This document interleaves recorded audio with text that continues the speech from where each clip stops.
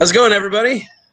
We are starting off a new thing, a little hot list going on. But Star Wars is the theme this evening, and we've got two of CBSI's finest with us, Peter Renna over there, and we got Ben C down there from the bunker coming in, and I'm Mike Morello, and we are going to talk some Star Wars books, some hot books. This is some of the stuff that's on the top of people's radars right now, and it is a real complicated mess for a lot of people. There's so many books that's been going on for such a long time that you really need kind of a guidebook, a map to get yourselves through it. And we're going to talk about the 25 hottest books right now. And we have a list up on CBSI.com. It's comicbookinvest.com. Check that out. It's Ben C's article. It is just a couple of days old, so check that out. And there's also a master list on the site as well for all Star Wars first appearances, as well as a update to that with a couple of added sort of bonuses. And then there's the top 25 list that we're showing you right now. And that's what we're going to go through tonight. And we're going to kind of go rapid fire and tell you why you should want these books, why, if you have them, you might want to hold them or sell them or whichever, depending on which book we're talking about. So let's jump right in and get to that first book, which is number 25. All right, let's see if I can get this thing going properly. And we've got the highly disputed Kanan number 6, and I've got a lot to say about this book. I know Ben does too. I'm going to let Ben fire away on it first, and then I'll fill in the blanks if need be. I'm not even going to get into it. I'm just going to say it's not the first appearance. This is a great example of why you need to check what people are trying to feed you. That includes CBSI. I mean, thankfully, we try to remain transparent as we go through it, but we don't correct ourselves where we can. Like Tover's reached out and helped me out when I put something, I mistyped something or put something incorrectly. We help each other out. We try to put the most clear and true information we can. I did it a handful of times on the first appearance list. Near impossible. I was going to say, this book really pisses me off in a lot of ways. I covered this book in Cover Tunes a long time ago, just as a cool cover for Sabine. Yeah. I was looking at Mandalorian stuff, and I'm not going to pat myself on the back, but I'm not a Star Wars moron. And there's nothing to this book. It is her third appearance in Kanan, and it isn't her first cover appearance either. It's nothing. It's just a cool cover. That's really all it is. It is maybe a $5 or $10 book because it's a cool cover and maybe on the lower print run side, but there's nothing key about this. It isn't first full anything. It isn't first cover. It isn't first anything. But somewhere along the line, it got alerted to the masses, and it has become a book that has some false value. So if you're holding this book, I would be careful with it. As soon as collectors and Star Wars fans know exactly what this book isn't. It's a matter of comic book fans catching on that this isn't really much of anything. I say if you've got this one, move it fast. That's my statement on this book. Agreed. We could pull punches and we can try to play games, but this book is what it is. Just a cool looking book. That's all it is. Yeah, exactly. Let's move on. Number 24. 24. All right, this is a rare one. Ben, why don't you talk about this one? I don't even understand this book. There was one copy up on eBay. There still is because it's a $250 asking price. And it pains me to say that might be a deal. I mean, Mike, is this in your collection? It is not, and that's saying something because there's not very many books that aren't. It makes it obscure. It is. It's obscure. It was rare. Right, and it predates the Old Republic, not Knights of the Old Republic, the Old Republic. Correct. I mean, timelines better than I do, but issue 1 has a list of Darth's like that long first appearances, but they all appear here first, and I believe it's almost a year. It's a wild amount of time earlier, and it's wow. I almost want to buy it just to see if it's one of those situations Mike was explaining to me earlier about KOTOR Zero being a reference like flip book opposed to an actual comic. Yeah. Anyway, book's crazy expensive. I want one. 23. Is it like foil? I've never held one in my hands. I don't know what it contains. It came with the video game, if I'm not mistaken. And that's it. I believe it's also a smaller size, if I'm not mistaken. I don't know what's in it. It could be a lot like that Legacy issue 0.5, or it could be like that, like the KOTOR 0, which are essentially handbooks that bring you through all the characters in the timeline and show you where everything fits. It could be one of those. Could be one of those. I honestly don't know. But yeah, this is a tough one. I've never seen one to hold. I don't know what it even looks like in person. Yeah, all the images, it's kind of blurry, like almost, it must be a foil cover of some kind. I think it must be like a foiled cover of some sort. Yeah, because down here it's clear, but the trade dress and everything is kind of blurred. Yeah. They were doing a lot of that sort of metallicized cover stuff for some store variants. I forget what store had them, but there was a store that did a whole run of variants in these sort of chromium type covers. And I have a feeling this fell right at roughly that time for Dark Horse. So it could be that they just decided to do it that way, because it looks like that's what it is. Yeah. But I would love someone to get their hands on one of these, hit us up, show us what the thing looks like inside. I would love to see it. So let's move on to 23. Right. 23. All right. Ben, you want to shoot this one down? I couldn't even pretend to pronounce the first appearance name here. Karak and Fala. We'll go with that. First appearance. That's right. I was probably close. First appearance. Yes, Vader kills him. Spoiler alert. That said, there's a second print. Both of them. It's Marvel put it out. So, fans like it. It's 25 first print. More expensive second print. Yeah. Isn't there a variant too? A 1 in 25? I remember. There's a 1 in 25 as well. Got a little hot a little bit. Yeah. Absolutely. Although this cover's pretty sick as it is. Yeah. But yeah. I agree. The Darth Vader series in general was really popular, and this is one of those books, the first and second series both. You'd go into your shop late on a Wednesday, they'd already all be gone because they'd be in all box holders, all had them, and people walked out with copies. The story was really good. This was the flagship for a while for the Marvel Star Wars modern stuff, this sort of the second wave of Marvel Star Wars. Darth Vader was kind of holding things together. It was a really, really good story. It introduced a lot of cool characters, one of which we're going to get to a little bit later, and this is sort of one of the more obscure ones, but this one's hot and it sells well. Yeah, this is the variant. Technically, Mike and Peter, make sure you have the private chat pulled up too, as we go to 22. Yep. Wow, let me get 22 up. Now that's not to be confused with the other Darth Vader number 3, by the way. Just keep that in mind. We're going to get to that Darth Vader number 3 later on. they're two different series. Yeah, 2 different series. Okay, so this is one of my favorites. Matter of fact, I love this entire little run. There's multiple reasons to like these. The first 6 issues have Adam Hughes covers. This particular one holds a ton of first appearances. There's 3, 4, 5 Darths in here. There's thank you. Cade Skywalker is in here. And it, of course, is launching the series as well. Keep in mind, there is a 0 and there's a 0.5. The 0.5 is the handbook, which I covered a couple of days ago in Cover Tunes as well, because I love the cover of that one. It's a little on the scarcer side, and I think people like it because it's that handbook. There is an obscure first appearance in that one too, but this is the book that really has all the characters in it that you're looking for. Is this number 1? It's not particularly scarce, but it has been drying up on eBay. I think partially because of the beautiful cover combined with the fact that there's a ton of first appearances in it.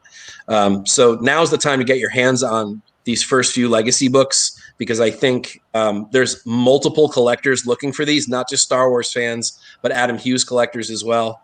Yep. And you could find that these particular ones could be pretty pricey in the future if you're not careful. So the number 0, just to clarify, sorry, Peter, The number 0 is not before. No, as far as they said the regular publishing date of number 0 of Legacies earlier, and I said, yeah, but isn't it kind of a preview, not a first appearance? I got to check that. I think the regular 0 is before this, but the 0.5 is not. Peter, do you have that up? Maybe you could. Before, but I don't know if it's a preview versus an actual. Anyway, we'll find that out before the show's over and let everyone know. Yeah, because that's a great question. I'm not sure. All right, 21. You guys talk about Boba for a little bit. Oh boy, Ben, you want to go crazy on this great book? I can't even go crazy. This book, I appreciate that. This is the first comic appearance. Topher. I remember one of the first times I talked to Topher was because I said, first appearance, and he corrected me, and that led down a rabbit hole of magazines and God knows what else. The end result is this comic's hot. Cover makes it hot. Comic book makes it hot. People love it. It's going to keep going, man. I can see this climbing as we get more Fett. For anyone that wants to know, the real first appearance of Fett is the sort of a combination of a few different versions of the same comic. It's the Empire Strikes Back special edition from Marvel. There was a pocket-sized digest version, there was a treasury version, and there was a magazine-sized version. All three of those technically come before this. But this is the first regular comic version, and this book is hot. This is not a new book to be hot. This book has been hot for a decade or 2 decades. I mean, everyone's wanted this for a long time. It is tough to get in good shape because it is a Bronze Age book, but it's one that you want, definitely. One of the harder ones for you to find because it's going to be older, at least in good shape. Yeah, be aware there's a Whitman and a regular of it as well. So, and then you get the variant. That was a hot one. That came out right out of the gate. It was expensive. It was a 1 in 50. I want to say 1 in 100, but I think it was a 1 in 50. Mm-hmm. First appearance of a new female bounty hunter. And that's where it gets number 20. And it was, one of those books that people didn't order probably 50 copies of this to get it in the shop. And if they did, they only got 1 copy. So it was tough to get. I didn't see one in my area. I did not get my hands on one of these, unfortunately, but it's hot and it is held value. All right. And just to go back to our conversation about the book. So Legacy 1 looks like it had a publication date of June 21st, 2006. But the 0 had a date of June 7th, 2006. But the content is my question. Like, is it in the sense of I'm trying to figure out if it's an actual story or a preview book. Because it was a quarter cover. Correct me if I'm wrong. Yes. I think so. I got it in a box somewhere. Usually screams teaser. But anyway, 19. Yeah. Sorry.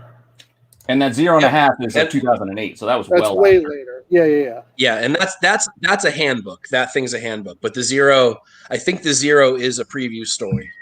So I think it is. I can even grab a copy before we're done. And yes, the Bounty Hunters Boba Fett variant was 1 in 50. Yeah.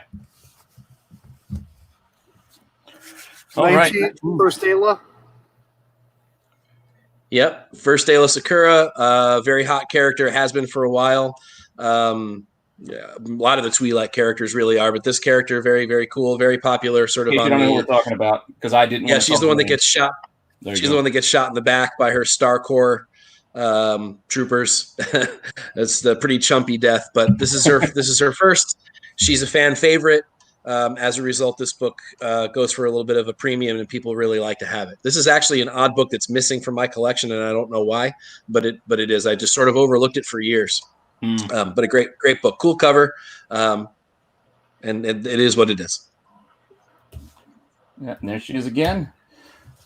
And number 18. I love this comic. Oh, number 18 is a great book. Oh man. It houses 3 first appearances. Demagal, correct me if I'm wrong, that's the Butcher, Mike. Yep. I think that alone is what shot this book into popularity and got it on that hot track. And then it has Cassius Fett, Yep, Cassius Fett and Cartho Nassi, sorry. Both very relevant, This is a book we're going to see higher on the list a few months, 6 months from now, I bet.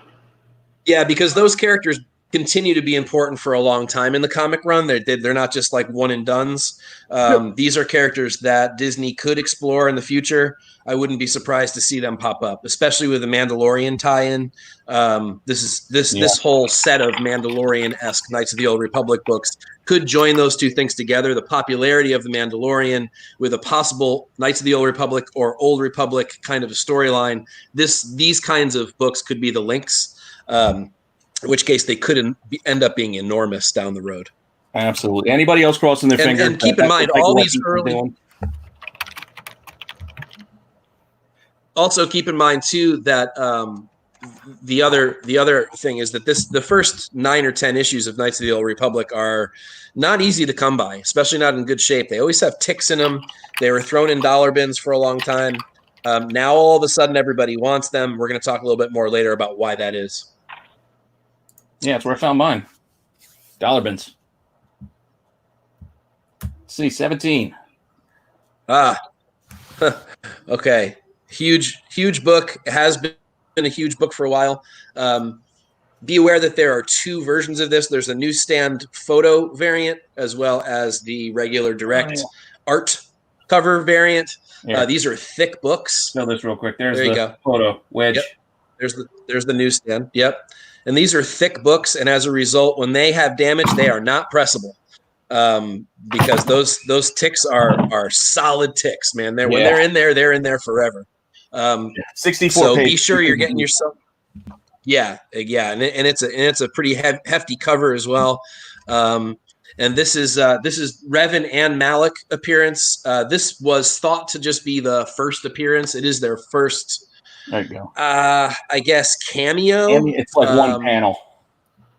Yeah, it's one panel for the 2 of them. Yeah, it's not really their first real appearance. We're going to get to that one later on in the list. But this book is still ridiculously hot. It was considered to be the first appearance for a really, really long time.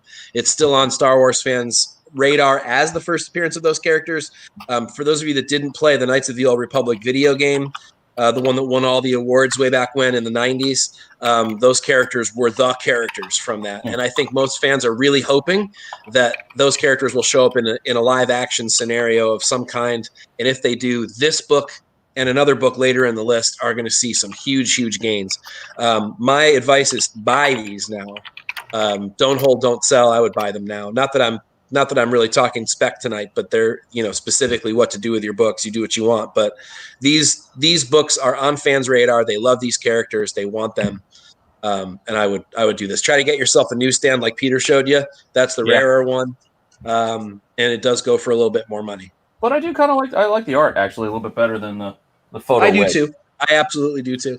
Yeah, no question. That's what I was able to find in my shop, so that's what I grabbed. Ben, anything else to add about that one before we move on to 16? Nope. Okay. So here we are. We're at number 16, and this is Star Wars Adventures number 6. This is the first appearance of Rose. This is an interestingly controversial book because the Star Wars fans are polarized about this character. Many fans hated her. Other fans had an outcry for her to be, put back into the movie in a more of a role. She obviously got the back seat in the Rise of Skywalker film. A lot of fans rejoiced about that. So say what you will about the character, but she has a very polarizing fan base. Some people love her, some people hate her. But as a result, people have gone back to snag this book as her first appearance. It's a kid's book. Yeah. So like other kids' books, it probably got put in spinner racks and got damaged and read and stuff. So finding high grade copies of this could be pretty tough. And if you can get your hands on it in good shape, it might be worth just stashing away if you can get it for $1 or $2. Exactly. I mean, it's issue 6, so it's not at the top of the run. So by then, print runs start slowing down as people aren't buying kids' books like this. Yeah. So obviously it's kind of simmered down a little bit. The next one, Knights of the Old Republic #1. This should sort of go without saying. This is one of those books that is tied to that video game. Dark Horse understood the cash cow that was Knights of the Old Republic, and they threw this out. And also Cordell has a comment here. Don't forget the retailer incentive on Adventures #6. I believe it was a 1 in 10. And matter of fact, all those 1 in 10s are pretty tough to get out of those kids' books. So, you know, do take a look for that. I can't remember hey, Cordell, do you remember, is Rose on the cover for that incentive? I don't remember if she's on the cover. She's on the cover, sliding under repairing. Huh. Okay, cool. So yeah, so definitely if you're a Rose fan, if you're on that bandwagon, you know, and I can see what fans that are and fans that aren't, that 1 in 10 may be the way to go for that character if they use her again. So this Knights of the Old Republic #1 is another huge book. Tons of firsts. You know, tons of firsts. It's KOTOR. It's the first book in it. It's tied into that great video game. There's really not a whole lot else to say about it. You may want to get your hands on the Zero as well to go along with it as kind of a companion. But note that the Zero came out later, and it is just a handbook. There is one minor first appearance in that Zero, but it's really not worth talking about. That #1 is the book you want. Which takes us to 14. Yep, 14. Star Wars 7, which had the sort of the Outlander moniker on it. So Dark Horse was doing something weird. Try to not to be confused if you're looking at these in bins. What Dark Horse would do is they would continue the numbering on their main Star Wars title through, I think it's 80-something issues, but they would do like 1 of 6, 2 of 6, 3 of 6. They would do little mini stories within them. Here, you can see right here. You can see that says 1 of 6, but yet that's obviously not #1. It's #7. So it's the beginning of a larger story arc that is called, in this case, Outlander. Later on, at issue 46, and see down here in the barcode, you get that 7. So you know this is issue 7, cover 1. Yeah. Later on in this run, at issue 46, they changed the title to Star Wars Republic, but it's still, yet again, the same series. It's just they just continue the numbering. So, but. Talking about this one, this is a great Darth Krayt first appearance. There you go. You got a great picture of Darth Krayt and Ashrad Het as well, which is another one of those characters that pops up in the video game. And I think as a spirit, if I'm not mistaken, they've done action figures for these guys. They are definitely on Star Wars fans' radars, and it's a cool book to get, and it does not pop up in bins very often. There's also Aura Singh, I think, in this storyline, if I'm not mistaken. Yeah. I think she had 9. I don't know. I'm trying to refer back to Ben's master list. I know she's on the cover of it. Yeah, whichever one it is, she's on the cover of it. I just don't remember it. Ben, anything else to add about that one before we move on to Rise of Kylo? No. Okay. I don't want to eat the podcast tonight. So you guys, I did all these pretty pictures. I did my work. Yeah, you definitely did do your work. That's very true. I got a little carried away because especially with some of these characters, I had to be sure. So I was like, all right, well, I'm going to do this up so I know who we're talking about. And I'm sure there's plenty of people who don't know the characters just by name. Fantastic. Star Wars fans we are a strange bunch, right? So we know this weird lore, all these crazy character names that people don't know. We know where they came from. We know which games they've been in, which books they've been in, all this kind of stuff. Look, none of it will matter on the grand scheme of investing unless some of these characters make it into live action and or animated television shows. Yeah, it's got to get to the general public. They got to accept them and bring it in. Absolutely. But the thing is that any of these Sith and Jedi and Darth characters are ripe for putting them into these things, especially the Old Republic and Knights of the Old Republic characters, the Revans, the Malaks, the Exar Kuns, you name it. The list goes on and on. That's what I'm hoping Taika Waititi is going to be working on. When they said he's got a Star Wars book, I'm just crossing my fingers. I want to go back. I don't want any more Skywalker stuff. Right. Let's go back. Nagasato. I mean, there's tons of great material to mine, and we're showing you the books where their first appearances are right now because these are the ones that you can still get for $1, $2, $3, $4, $5.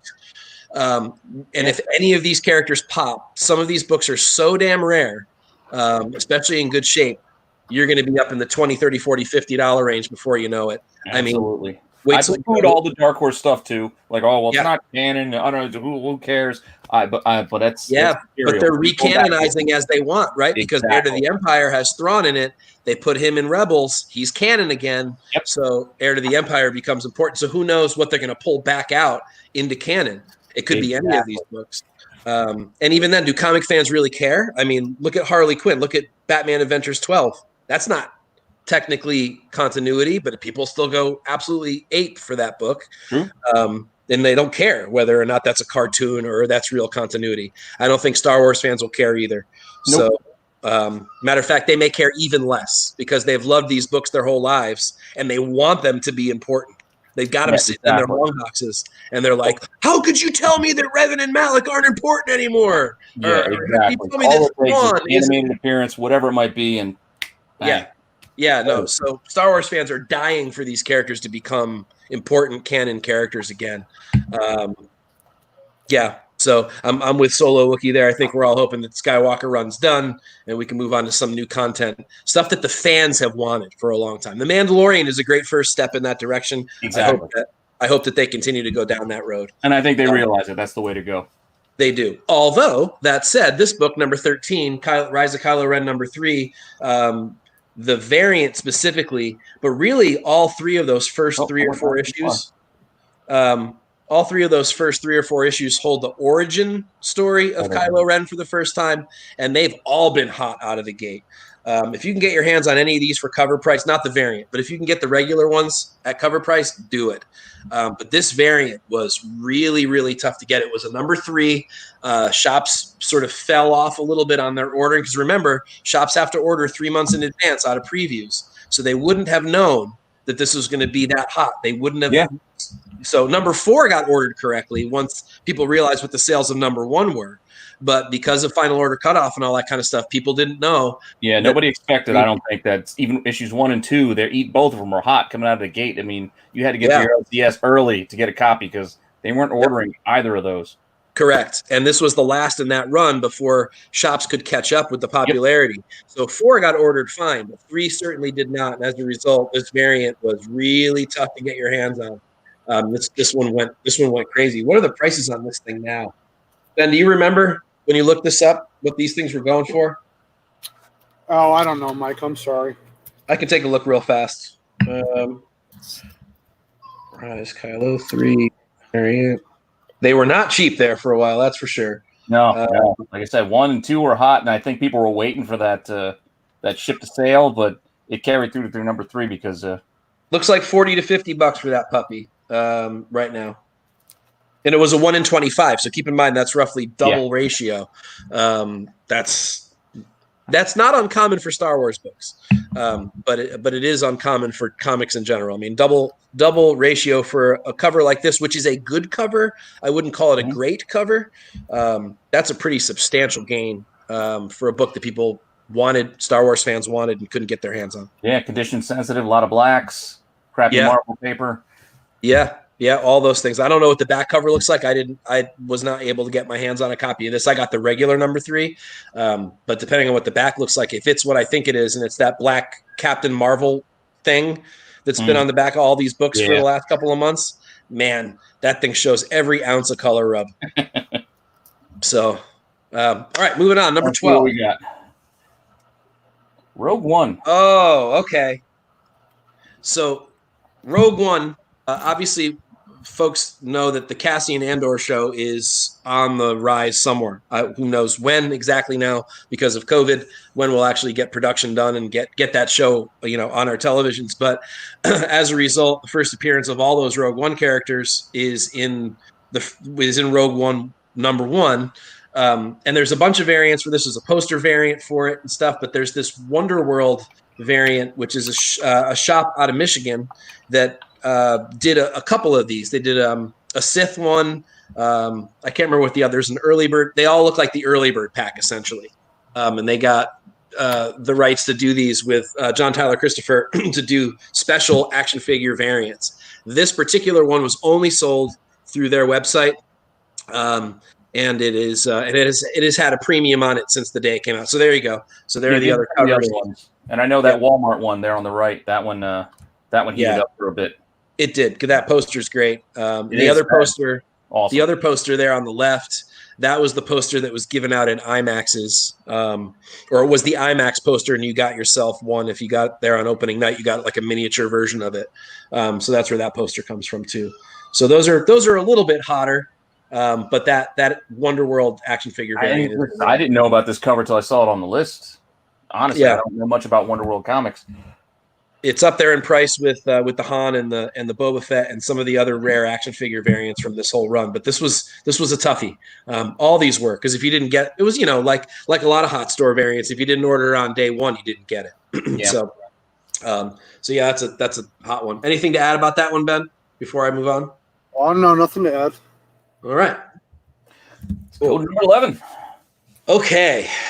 So this book is one of my favorites. Matter of fact, this is the book, besides sort of like the top 3 and 4, when we get to those are obvious, go buy thems.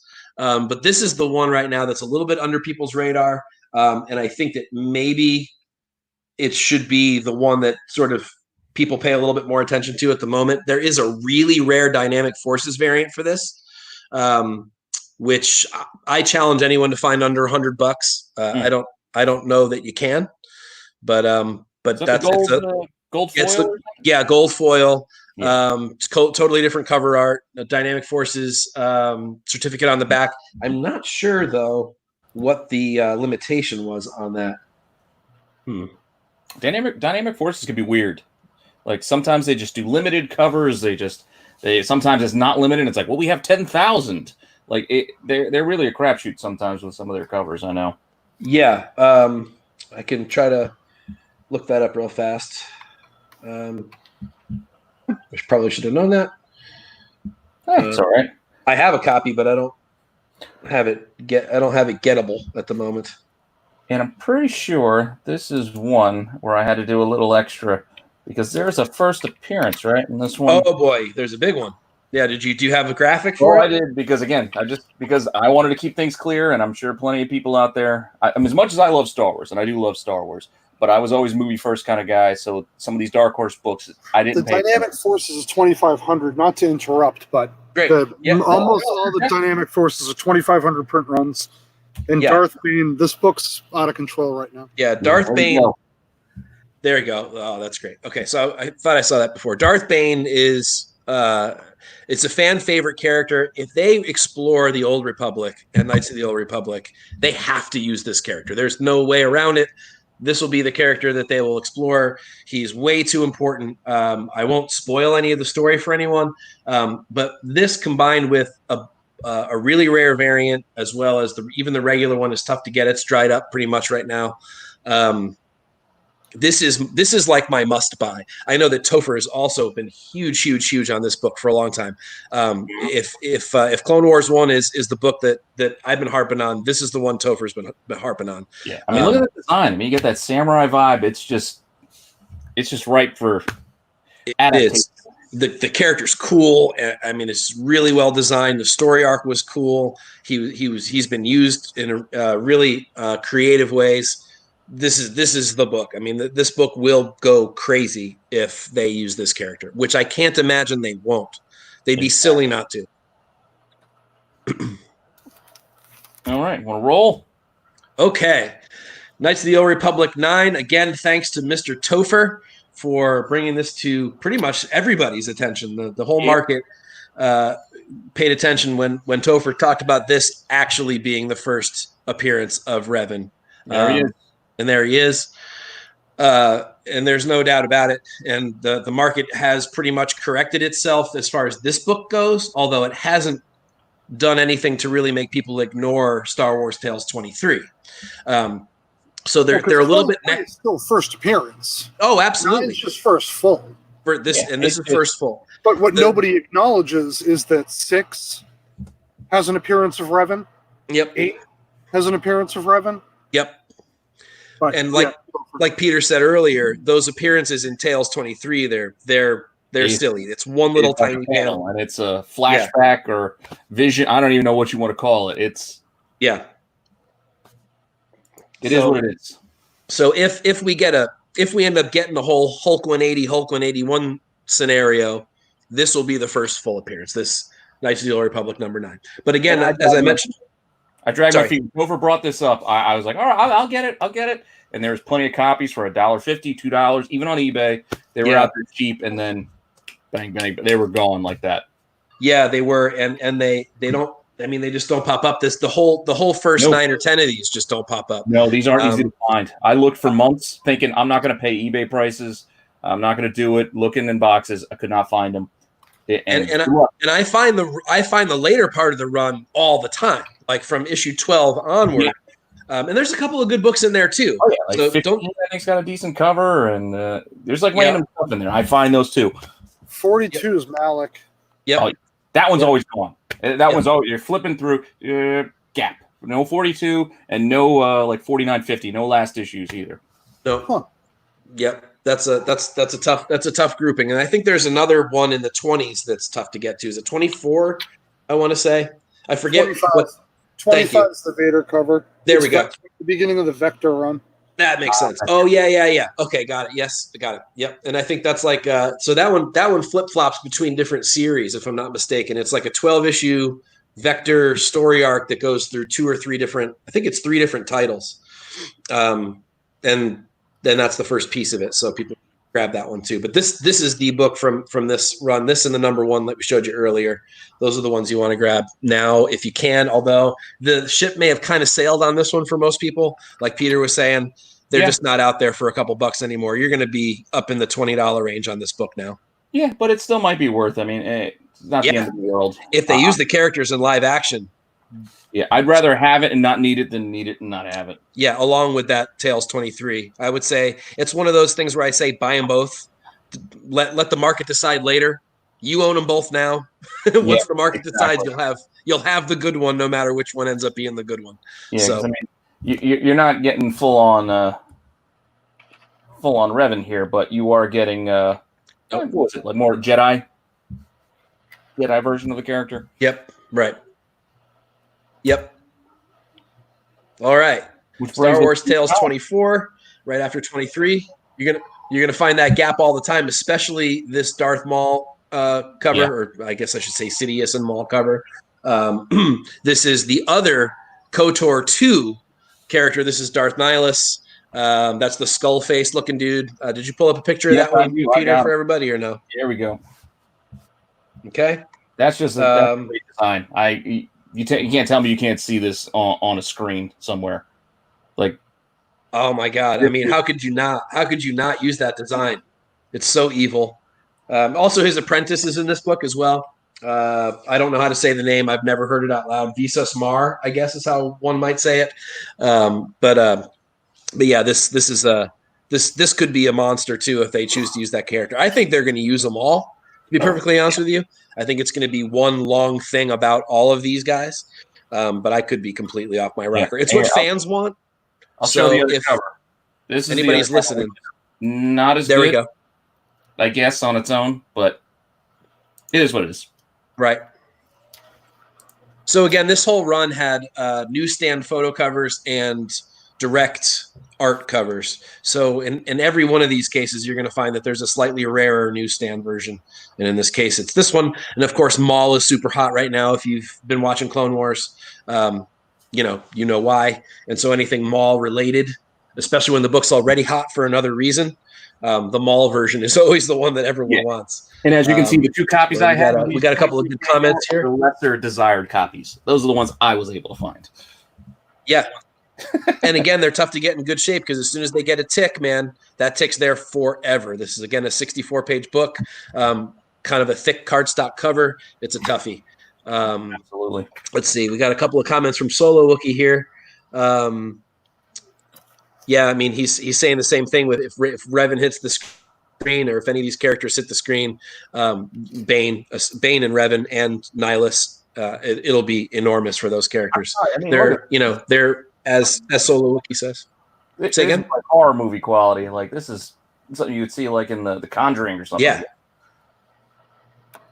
Yeah, and Solo Wookiee says, how can you not use that face on screen? How could you not take that amazing character design and put it on screen? I think there's a certain amount of this early concept art for the Sith Witches, which were originally going to be Maul, and then they changed the idea and used Maul instead. And then, of course, they used the Sith Witches later in the cartoons. But this was, I think, partially anyway, one of the early designs for that LucasArts video games picked up and kind of messed with and used for the game. But man, what a design. It's a good design.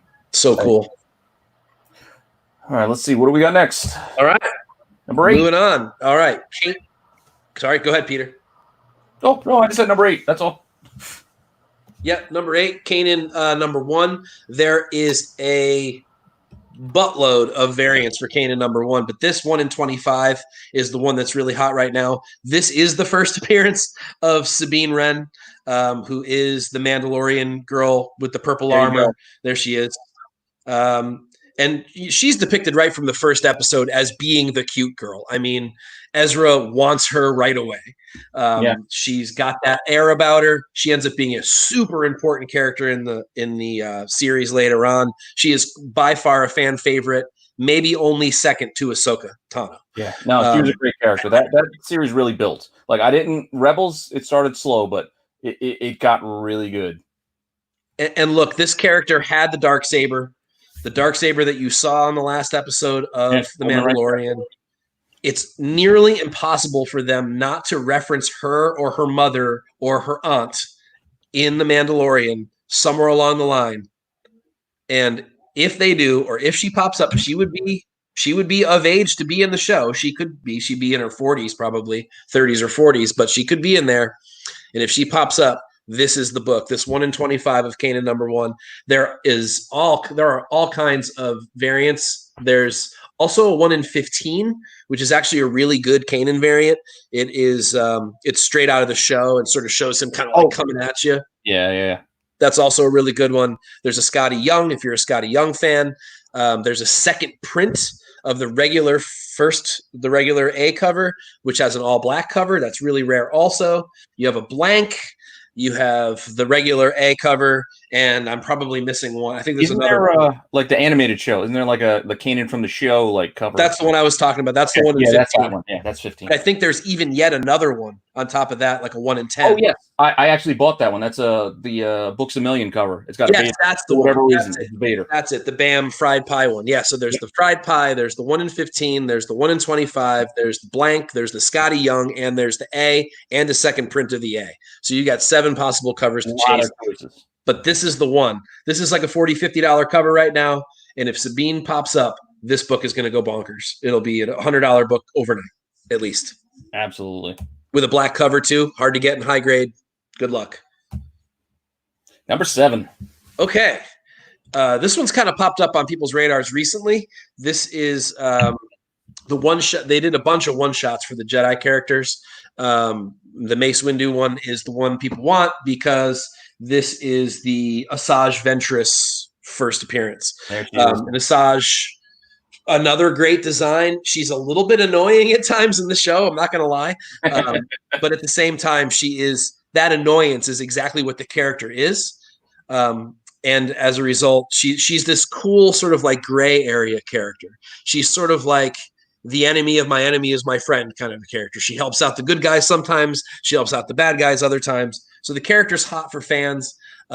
It's sort of an under the radar first appearance, and it has gotten pretty hot recently. And she makes those Dooku hilts look kind of cool as she's holding them. Like the curvature there. Like, yep.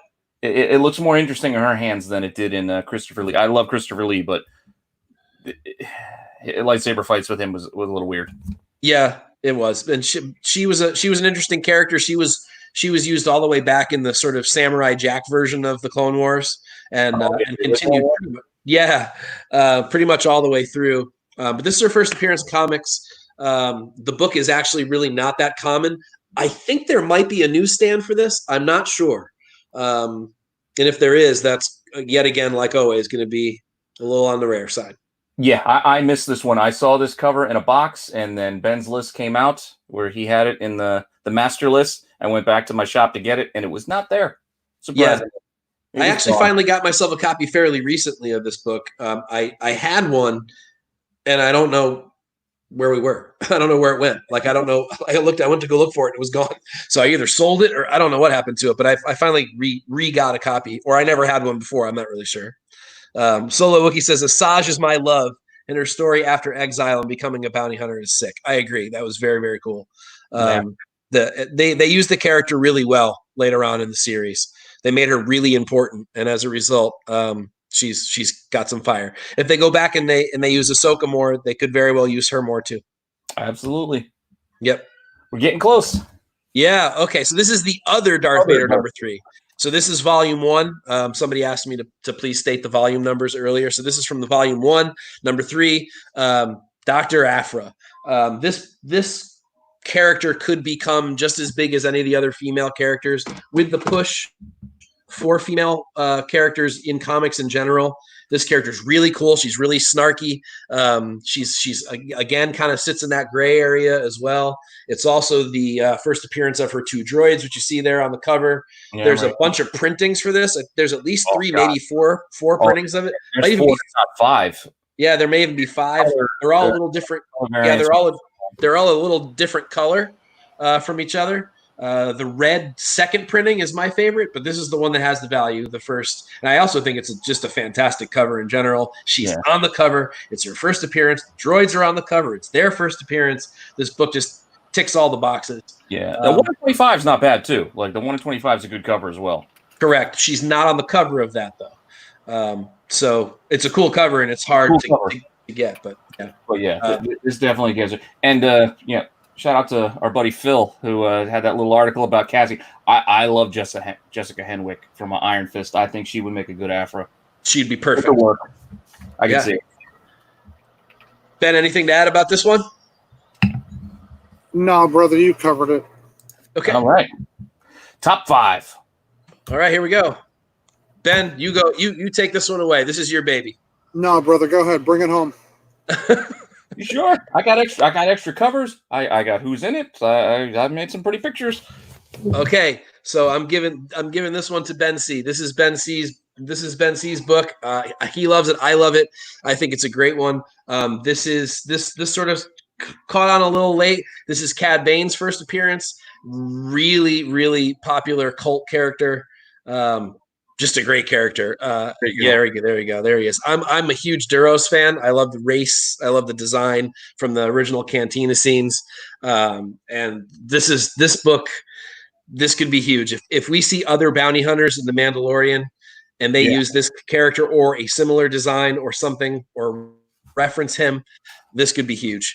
And it is in the fairly underordered Darth Maul number 3. You got some other versions of it as well. I mean, that's a pretty sweet 1 in 25. Sorry, number 2. Pardon me, number 2. I said number 3. I didn't mean to say. I was still stuck on Vader number 3. So, but so now that Aha variant or Aja, I don't know how. I've never known how to say it. This is a really expensive book right now. $150, $130, something like that. It's not a cheap book. And again, like the books we've been talking about, stores just didn't order them. Simple as that. And then you get this awesome cover, 3 colors. Like it's not a lot to it, but it just hits you. But it does the job, right? And the second print, you can see here, like the only difference you can tell between the first here and the second is just this little notation right down in here. No, Peter, you know what it is? It's the same with Darth Vader 3. It's the backdrop. There's stars in the backdrop. Oh, yeah. I didn't even see that. Wow. Yeah. Same with Vader 3. Yeah. Solid. And then you look here, you can see this. It blends into my background. I found the Star Wars background. It kind of blends in. Didn't notice. Yeah. It's a cool cover, too. But, I mean, it's hard to argue with that variant. I mean, that book has gotten hot. It got hot really fast. Yeah, me too, Solo Wookie. I'm hoping they bring Cad Bane into The Mandalorian. That would be really, really cool. He's a really, really fun character. Just the right tone, right? It's essentially it's exactly. Dave Filoni mixed with Boba Fett. I guess so. The story goes that George Lucas loved the Duros as well. It was his favorite and sort of underused alien race. And when Dave Filoni learned that, he said, "I'm going to make this bounty hunter a Duros." And then of course he gave him like the famous Dave Filoni hat, and he became really important in the show. I think it's a great story, but yeah, I mean, that's a hat right there. There he is. You got the hat. Obviously, it's an exaggerated version of the Dave Filoni hat, but it is what it is. Yeah, it's like a whole gunslinger vibe. It just has that Western feel to it. That's just a great character. I agree with Ben on that one. All right, let's move into these top ones here. Number 4, Heir to the Empire. Number 1, Thrawn. No denying how awesome this book is. You got also Mara Jade in this book as well. Yep, there you go. Yep. But yeah, Thrawn obviously became huge in Rebels. He's got to get used again, right? God, this book has been hot recently, really hot recently, and there's also a really rare newsstand for it. There's also a toy version, which came in a 2-pack with Thrawn, and I forget what the other character was. Yeah, you guys talked about that on Monday on Flipside, right? Yes, yeah, we did. Yeah. So there's a bunch of different ways to get this. Right now, the newsstand variant seems to be the one everyone's kind of hunting for, but just get your hands on a regular one. That's hard enough to do. This also has a cardstock variant, or cardstock cover, glossy. And so it's when it gets damaged, that damage is there forever. It's there forever, yeah. So get yourself a high-grade copy if you can. It's tough to do, though. Yes, Thrawn, Mara Jade. Who knows if they bring her in, but Thrawn is absolutely coming. Mara Jade is the reason the book was good to be, or big to begin with. Thrawn was correct. He was a byproduct. You're absolutely right. Huge fan favorite, along with that. I don't even know the title, but there's a 2 or 4 issue miniseries where they get married. It's like the wedding. Oh man, that's right. Yeah. Yeah, because you picked a great image there too. That really is strong, Peter. Yeah. I wonder who did that. Who did that art? I kind of want to know who did that. All right, we get into the big boys now. Now we're getting into some huge big boys. So Darth Maul, son of Dathomir. This is partial origin of Maul. It's also the appearance of the Night Sisters. Savage. Oh, sorry, not Savage Press. That's the other series. Pardon me. I take that back. But also Press is FCBD. That's one of the books I got wrong. Sorry, keep going. Yeah. So you got this. The Son of Dathomir series comes at the very tail end of Dark Horse's run on Star Wars, and as a result, these were really severely underprinted books. And this story is so important to the mythos of Maul that fans have really wanted it for a long time, such that even the trade paperback was really rare, and even that was seeing $100 to $150 as well. Now, couple that with the fact that there are 4 exceedingly rare variants for the number 1. You've got a diamond. Yeah. You've got the diamond one. That's the one on the right. You've got the wizard. That's the color there on the left. There's also a black and white of the wizard, which is even rarer. These 2 that you're showing here, these are 1 of 1,000 copies. Then the black and white of the one on the left is 1 of 500 copies, which is the rarest one, by the way. And then there's also a SDCC variant, which is really just a zoomed in version of the regular cover. Now that color version from Wizard World, they used that art on the trade paperback. So there's a variety of ways to get this, but the book, sort of the rarity, is the 1 of 500 black and white sketch Wizard World of that color one there. Yeah, and then the second most desirable one is the color one. While that diamond one isn't terrible, it's definitely the weakest of the 3 covers there, I think, in comparison to the other ones. It's still a great cover, but I don't think it's quite as good as the others. And the San Diego Comic-Con isn't even a new piece of art, so it's just a zoomed-in version. But it's rare, so I mean, don't sleep on that either. But really, any of the books in this 4-issue miniseries, buy the whole thing. If you see it, buy it. Let's don't forget what he's holding. Oh yes. Let's not. Oh, there we go. Don't show me. I'm moving it around. I'm moving it around. Yeah, because in here you get this. Yeah, you get the Darksaber, which again you can see Sabine. She held it. Giancarlo, What was his name? Gideon? Gideon. And then Pre Vizsla there in the middle. Well, originally had.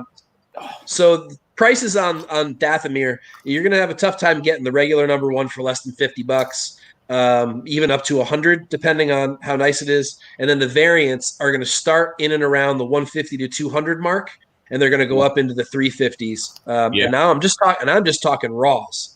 When you start to get into the 9.8 territory, I think those are going to eventually be up in the $500, $600, $700 range soon, like really soon. Now that they're on people's radars and they realize how rare they are, I don't foresee those books ever coming back down now. I would say get it, any of them that you can get. Even the San Diego, I know I'm not talking highly of the San Diego Comic-Con version, but it's still really rare. It's still tough to get to. So whatever you can get, and if you want to, it's a steep price, but they move. It is, but they don't sit. Maul has a legion of fans. Those books are never going to not be desirable for somebody. All right. Number 2. What was once the bad boy of Star Wars collecting, the #1, just a regular 1977 #1. And it still is, especially in high grade. There is also the extremely rare and expensive 35-cent variant for this, which, of course, is a grail for many people. Yeah, it's not even a good book to get an easy image of. To be honest, no, correct. It's the 30 center because the 35 is even hard to get a clear picture of. Yeah, so I mean, this is the book people want. There's also a treasury size version of this. There is a combined version of this in a sort of a thicker version where I think they combine 1 and 2 together. So there's a variety of ways. There's reprints of it, so be careful of the reprints. There's a sort of Whitman reprint 35-cent versions that are not the real 35-cent version. They will say reprint right near the corner box picture of Luke, so be aware of that. Try not to get duped about that. If you're not sure, text one of us. I don't know. Send me an email, throw a comment in something, and we'll tell you whether we think it's the real deal. But yeah, this is still a big boy book. I mean, this in high grade, this is still not a cheap book, and of course started it all. So the original Marvel run. And last, but certainly not least. Oh, here I tried to forcefully hit the button and I wasn't on the right place.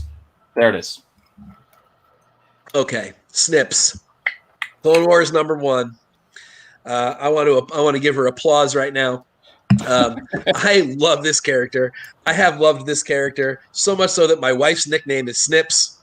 It's just maybe that's a little bit too much information for everybody, but regardless, this book has gone absolutely nuclear. Yeah, there's no other way to describe it other than that. As soon as there was a rumor that Rosario Dawson might play Ahsoka Tano in The Mandalorian Season 2, this book went absolutely bonkers. It is nearly impossible to get any copy under $200 right now. Oh, yeah. In any grade, or any collectible grade anyway. And they go up exponentially from there. I don't know what 9.8s are going for right now, but I can look that up, but it's I think it's over 5. Yeah, I think last one I saw sell, I think was 5 1/4. And I don't see this book stopping. And as soon as we see Rosario Dawson live in a trailer or something like that, oh my good Lord, this book is going to continue to just go crazy. And to make matters worse, I bit the bullet and bought one, and I spent $90 on this thing, and I was like, "Oh, should I?" I'm like, "Well, who cares? I'm just going to get it." Oh, don't. Hold on. Hey, finish your story. Finish your story, or not. Never mind. Oh, look at that thing. Yeah. Sorry, Peter. Go ahead. No, I was just saying, I just bought mine for $90 because I'm like, well, you know what? I got to get one. The price is what it is. It was a $100 book at the time. I was able to get one for $90, and I'm like, all right, it's a decent copy. I don't know if it's 9.8, but it's a great price all the way around. So I went with it. I'm happy. It's mine. It's not going anywhere. And sometimes you got to do it. I mean, $90 is a lot of money for me to spend on a book. But if you believe in the character, though, and I do, I'm sorry. No, I'm just saying that's it. Like sometimes you just gotta make that move. You gotta just make that decision. Do I want it? Yes. I agree. And honestly, I believe in this character. I think that a lot of fans do. And I'll tell you, when I first figured it out, I was at Star Wars Celebration and I saw Ashley Eckstein's table and I saw the line wrapped around it like 4 times, just waiting to talk to the voice of Ahsoka Tano. And I said, and I had to have seen 200 girls dressed as Ahsoka. And I saw dudes walking around the hall with her universe Ahsoka Tano gear, like hoodies and stuff like that. And I'm like, oh my God, this character's way bigger than I ever gave her credit for. And at that point, I knew I had to get myself a copy. And that's when I got the variant. That variant is, if the regular cover isn't a monster enough, which there is a newsstand for, by the way. There's also that variant, which was the Dark Horse number 100, Clone Wars number 1 of 1,000. There it is. Yeah, I got it down here. And holy crapola, this is like already approaching $1,000 book in 9.8. It's right there. They tell you how many they made. Yep, 1 of 1,000 copies. And there's a copy listed in 9.8 right now. I think it's just sitting for $1,200. Yeah. But I wonder if we might think that that's a low price at some point in the future. I don't know. You never know. I mean, I scoffed at Spider-Gwen. Same kind of a book, right? You know, and I scoffed at it. I was like, oh, it's $700-800. Yeah, sure. I mean, that book hit over 3. I think it hit 3,500 or 3,400 at one point. So, now, I don't know if this book will do that, but man, I see 1,200 to 1,500 as being an eventual realistic price if they treat this character correctly in The Mandalorian. I don't know. Maybe I'm out of my mind. But I don't. I mean, for the 250, one could have bought this for a year ago. Man, it's tough to say. It's tough to say. You know, you're going to regret not picking one up. Not you, but one isn't going to regret not picking one up. But I think people didn't even know this book existed, right? And you're talking about these books where sort of pre-internet, onslaught, people didn't even know these books got given out at these shows. And now they're just starting to realize, oh my God, that exists. I didn't know that existed. It was like those Maul books, those Son of Dathomir books. I mean, I don't think I knew that they existed when they came out. I didn't know. So, you know, this is one of those. And with the character being so popular and the regular number 1 doing so well, this book is primed to be an absolute monster. It really is. I mean, I was looking this week, just eyeballing. Like this, I think it might have sold for under 4. So it's in that $300 to $400 range raw for this. Yeah. But, I mean, the regular is getting close to that in high grade. You're hitting 250 like easy. Yeah, especially if it's a newsstand. And that's I don't know how many newsstands there might be, but this is there's only 1,000. I mean, yeah, the print run of the regular book, by the way, was somewhere in the 24,000-ish kind of a range. So it's not as low as I think a lot of people thought it was, but it's still not. I mean, that's still not super high, but it's out there. I mean, but finding it in good shape again. Saga. I mean, Saga was what, 37, and that's still like a $100 to $200 first print. Yeah, without any movie or anything. Yeah, just a good book. It has the force of Star Wars behind it and a character that we could be seeing. Especially if you watch the end of Clone Wars season 7, the finale, and what they've done with this character. No, I'm not going to spoil the thing. I would never do that. But just the attention that they've paid to this character through seasons 5, 6, 7. Clearly, they've got plans for her, and they're not going to waste it. Is great, by the way. I mean, I've been slow to actually watch it on Disney Plus, but I think I'm like 6 episodes in, and it's in Ahsoka. It's awesome. Like I just got to get back to it. Yeah, and your man Stan, what's up, man? And also Kent says May 1st, one of the 1,000's 9.8 sold for $1,200, $1,199.99. So that's the new benchmark for this book. That's crazy. That's crazy. So you may see one pop up at 1,500 soon. I wouldn't be surprised, and I'd be hard pressed to see this book drop a whole hell of a lot ever. I think this is the modern Star Wars character. I think Sabine has the potential to be this but she doesn't have a book this rare. Not a book that's hard to get. Yeah. That 1 in 25 Kanan #1 is still not common, but it's certainly not this. So even if Sabine becomes popular, I don't think her book will quite get what this book is. This is also a really cool cover too. It doesn't hurt that it's a really fun, cool cover. You know, if it were a crappy cover, it might not be doing as well, but it's a toughie. That's no doubt. But I want to flip this back to Ben. I've talked way too much. Ben is the creator of this list, and I want him to go off a little bit. Oh no! Ben, what you got? Well, I got nothing, brother. I appreciate everyone tuning in. Yeah. You know, that's, you know, there'll be more, and I don't know. We'll have lots of more Star Wars stuff soon. Yes, we will. There's a bunch of Star Wars stuff on the website. New this week, there's a Star Wars themed cover tunes. There's this 25 list. There's the first appearance list, also by Ben. There's the updated first appearance list, also by Ben. Addendum. Say again. I said the addendum list. Yeah, you've got an amazing. So if we're going to talk about the best Star Wars stuff before we sign off, go to the first appearance list and scroll to the very bottom. And ignore all the nonsense first appearances and go down to the bottom. And there is a collection of you, Topher, Scott, Peter. I'm going to fucking forget people and feel bad. And make it not rated G by doing that. Good job, Ben. But yeah, that's where the real Star Wars stuff is. Go to the site, search Star Wars, read what the authors are writing, not what people make lists of and tell you to pay attention to. Some terrible. Oh, and Peter, you had an amazing Mandalorian article. When was that one? Yeah, that was actually my last Usual Suspects article. I have another one I've been working on forever, but I just got so carried away with writing it. I mean, that Mandalorian thing, I mean... It's awesome, though. It is legitimately all-inclusive. I did a half-assed version on cover tunes, but that your Usual Suspects one is intense.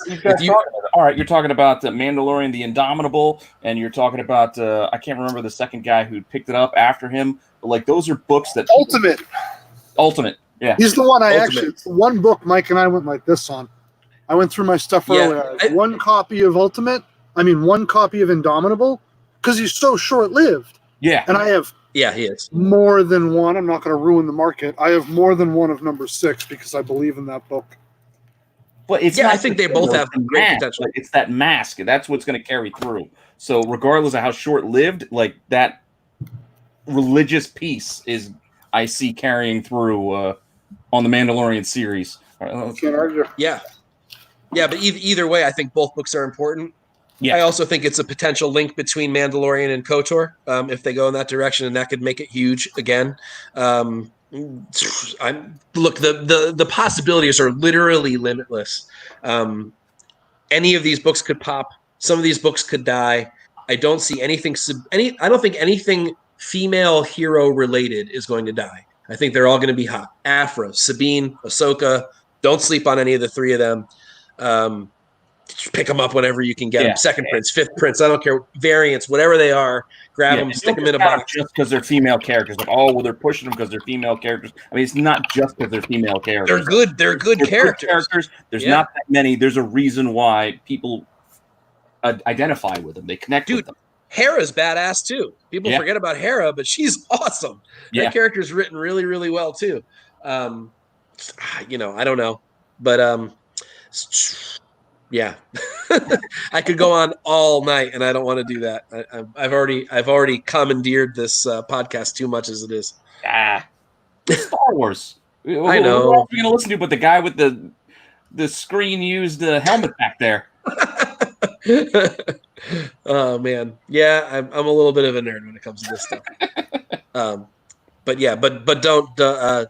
But thank you everyone for tuning in. We got some people popping in here a little on the late. Hey, Lebednik's here. Solo Wookie, thank you for sticking around. Cordell, you too. Kent, thanks for popping in a comment. Appreciate you guys sticking around and continuing to watch us on all of our content that's coming up through the Flipside channel and CBSI. Read the articles. It's free content. It is the state of the market. We got no agenda. We're transparent. We're just showing you what we love and what we see in that market. And I think that's, I don't need to say it. It just is what it is. It is. Ben, you wanna talk about any of the other shows coming up? No, we're gonna. I mean, we got lots of stuff going on. You know, Yep. We're gonna wrap this up though to keep it so we can do the edit. Agreed. All right, we are good to go. All right. Thanks everybody for tuning in. Thanks for joining us. See you soon for another hot list.